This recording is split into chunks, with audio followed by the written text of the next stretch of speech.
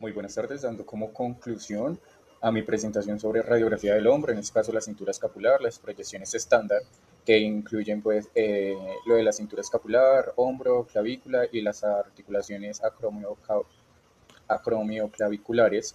Eh, bueno, la radiografía de lo de la cintura escapular es uno de los estudios fundamentales en la evaluación del hombro y pues sus estructuras asociadas como tal. Las proyecciones estándar, que en este caso AP y lateral, en Y, axilar y clavicular. Este estudio permite analizar de forma pues completa la anatomía ósea, articular, siendo pues clave en el diagnóstico de las fracturas, las luxaciones y alteraciones articulares. A pesar de, pues, de sus limitaciones en, en los estudios de tejidos blandos, sigue siendo una de las herramientas iniciales más importantes en la práctica clínica. En lo de las proyecciones acromioclaviculares, pues es la evaluación radiológica de las articulaciones. Es fundamental pues para identificar las alteraciones en la estabilidad del hombro, especialmente pues en contextos cuando hay traumas. Las proyecciones comparativas bilaterales y en estrés permiten detectar incluso separaciones leves que no son evidentes en condiciones normales, evidenciando la importancia de técnicas adecuadas. Eh, Además, después, el estudio facilita la valoración de la integridad de los ligamentos acromioclaviculares y de forma indirecta, así como cambios degenerativos como la artrosis, frecuencias en pacientes con sobrepeso o envejecimiento. Hola, cordial saludo. Quien les habla, Eduard Castilla, y hoy vamos a presentar el protocolo radiográfico del húmero, el codo y el antebrazo. Tres regiones del miembro superior que dentro de nuestra formación como futuros tecnólogos radiólogos representan un punto de partida muy fundamental, porque aunque parezca, proyecciones sencillas exigen la precisión en el posicionamiento y en la selección de parámetros para que la imagen realmente le sirva al médico quien la va a leer. Los factores técnicos y criterios de evaluación. Antes de cada exposición tomamos tres decisiones muy importantes, las cuales son el chasis, los kilovoltios pico y los miliamperios por segundo. Hay que tener en cuenta que el chasis determina qué incluimos en el campo de la imagen, que los kilovoltios pico determinan la energía del haz y por consiguiente el contraste de la imagen, y los miliamperios por segundo determinan la radiación producida, lo que se traduce en la densidad general de la imagen. Para estas tres regiones manejamos valores relativamente bajos porque son extremidades con poco tejido blando interpuesto. Hablamos de unos 55 a 66 a 65 kilovoltios pico y entre 6 y 8 miliamperios por segundo, según la zona. Equivocarse en estos valores tiene consecuencias concretas. Un exceso de kilovoltios pico produce una imagen de bajo contraste, gris y homogénea, donde una línea de fractura fina simplemente desaparece. Un déficit de miliamperios por segundo produce una imagen subexpuesta, granulosa, donde el detalle trabecular se pierde y una lesión pequeña puede pasar completamente inadvertida, no se ve. En pediatría estos valores se producen entre un 30 y un 40%, porque los niños son biológicamente más radiosensibles. Ahí es donde entra el principio de Alara, la menor dosis posible para el diagnóstico más preciso posible. Entre las proyecciones en el hombro, las proyecciones estándar está la proyección anteroposterior y la proyección lateral. En el codo, la proyección anteroposterior y la proyección lateral del codo. De por sí, las estándar son anteroposterior y lateral. En el antebrazo también vimos la anteroposterior y la proyección lateral. La proyección de la cual les vengo a hablar un poquito es la proyección anteroposterior del codo. Eh, ya que de todo lo que vimos, la proyección que más peso diagnóstico tiene es sin duda la anteroposterior del codo. El paciente se coloca con el brazo completamente extendido sobre la mesa, la mano en supinación, boca abajo, así, con el estricta y el codo sin ningún grado de flexión residual. El chasis, lo que estábamos hablando arriba, es de 24 por 30 centímetros en orientación longitudinal, colocado directamente bajo la articulación sin buki. El rayo central se dirige perpendicular al receptor apuntando el pliegue del codo, que es la referencia superficial de la interlínea articular. La técnica en un adulto promedio, estamos hablando que es de 55 a 60 kilovoltios pico, entre unos 3 a 5 miliamperios por segundo. Son valores que en pacientes pediátricos se reducen según su edad y su complexión. Los criterios de evaluación son precisos. El espacio articular, húmero radial y húmero cubital debe verse abierto y simétrico. La cabeza del radio debe proyectarse libre de superposición en el capitulum del húmero. Los epicóndilos medial y lateral deben ser identificables en su totalidad, no que se vean de poquito, no, se deben identificar en su totalidad. La apófisis coronoides del cúbito debe ser visible. El olecranón debe encajar limpiamente en su fosa y el detalle trabecular del húmero distal. El radio proximal y el cúbito proximal debe ser nítido y completamente evaluable. Por eso es fundamental tener una buena técnica entre los kilovoltios y los miliamperios por segundo. Esta proyección es la más importante porque la fractura supracondilea del húmero en niños, más que todo, una de las urgencias ortopédicas más frecuentes en el área de pediatría. El húmero, el codo y el antebrazo son proyecciones de rutina, pero en radiología la rutina no justifica la mediocridad. Cada imagen que se produce en el área de radiología tiene el nombre del paciente, un diagnóstico que espera y un médico que va a tomar decisiones basado en lo que nosotros o los radiólogos hagan. Esa es la dimensión real de nuestro trabajo. Por ende, debemos de realizar y de tomar una buena técnica para no ir a cometer errores y poder fortalecer las decisiones del médico, para que el médico pueda apoyarse con un buen diagnóstico, porque las radiografías son ayudas diagnósticas. Hola, mi nombre es Jorge Liz Marilio Frías Torres y en este video presentaré de forma breve las proyecciones radiográficas de miembro superior, específicamente la de muñeca, manos y dedos de la mano. Proyección de muñeca posterior. El paciente se ubica sentado con el antebrazo apoyado sobre la mesa y la mano en pronación sobre el detector. El rayo central se dirige a la articulación radiocarpiana. La imagen debe mostrar el radio cúbito distal y los huesos del carpo y la base de los metacarpos, sin rotación, así como lo podemos ver en la siguiente presentación.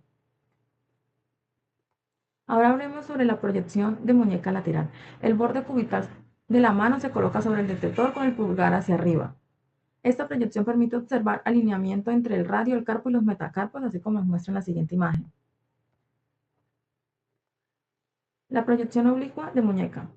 La muñeca se rota aproximadamente a 45 grados. Esto permite visualizar mejor algunos huesos del carpo y los espacios articulares, así como nos muestra en la siguiente imagen. Hablemos ahora sobre la radiografía de mano. Sobre la proyección posterior. La mano se coloca en pronación con los dedos extendidos ligeramente.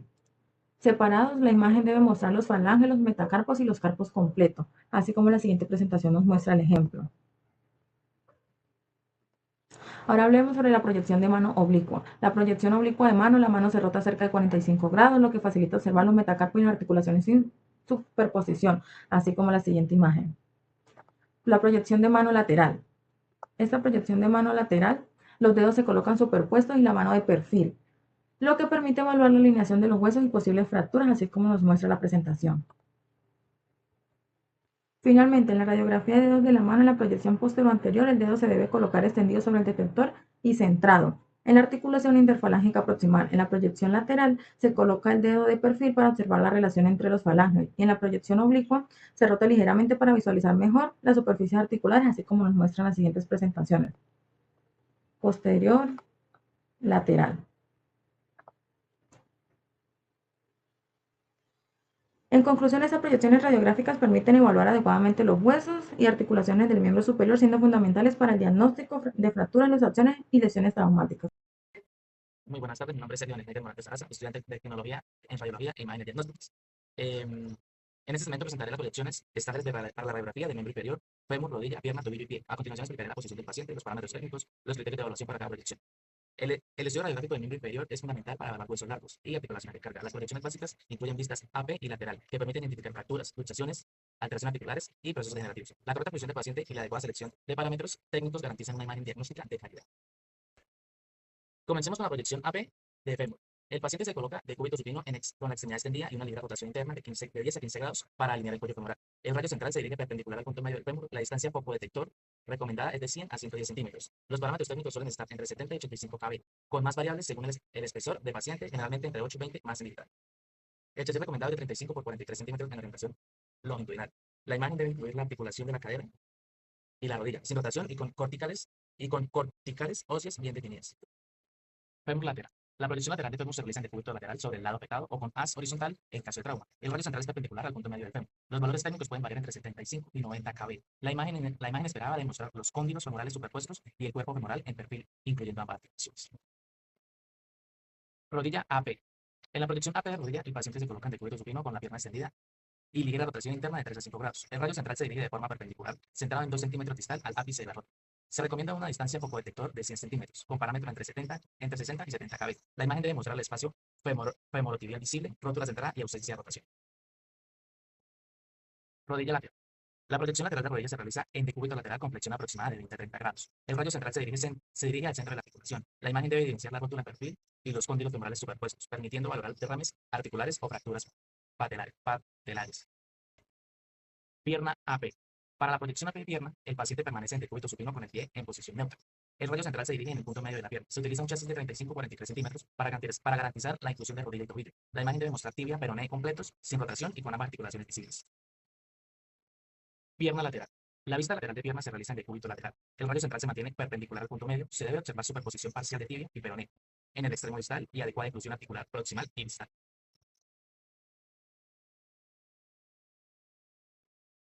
Pie AP. La proyección AP de pie, también llamada dorsoplantar, se realiza con el paciente sentado o supino, apoyando la planta sobre el receptor. El radio central se inclina 10 grados en sentido cefálico hacia la base del tercer metatarsiano. Los parámetros suelen estar entre 50 y 60 kb. La imagen debe mostrar metatarsianos sin superposición excesiva y articulaciones. Tarsometatarsianos visibles. Pie oblicua y lateral. La proyección oblicua medial se realiza rotando el pie entre 30 y 40 grados, permitiendo visualizar el cuboides y el seno de tarso. La proyección lateral se obtiene apoyando el borde lateral del pie sobre el receptor, mostrando el calcáneo y el astrágalo en perfil. Hola, cordial saludo. Quien les habla, Eduardo Castilla, y en este espacio vamos a hablar sobre las proyecciones adicionales del hombro, la muñeca, la rodilla y el pie. En el hombro trabajamos dos proyecciones, las cuales son proyección transtorácica lateral y la proyección axilar. La muñeca fueron las proyecciones postero-anterior con desviación cubital y la proyección de túnel carpiano. En la rodilla, la proyección oblicua en sus dos variantes, interna y externa. También fue trabajada la proyección intercondilar o de mesa tibial. Y por último, en el pie, fueron trabajadas las proyecciones axial de calcaneo y la proyección lateral de pie en carga.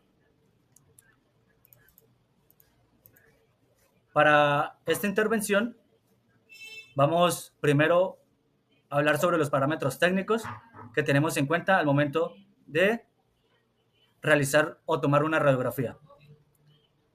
El chasis lo elegimos según la región y lo que necesitamos incluir. Para muñeca usamos 18 por 24 centímetros. Para el hombro o pie, en carga preferimos un chasis de 24 por 30.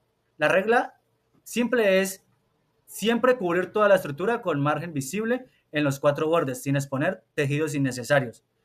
Los kilovoltios controlan la energía del rayo y por lo tanto el contraste de la imagen. Para una muñeca delgada usamos entre 50 y 55 kilovoltios pico.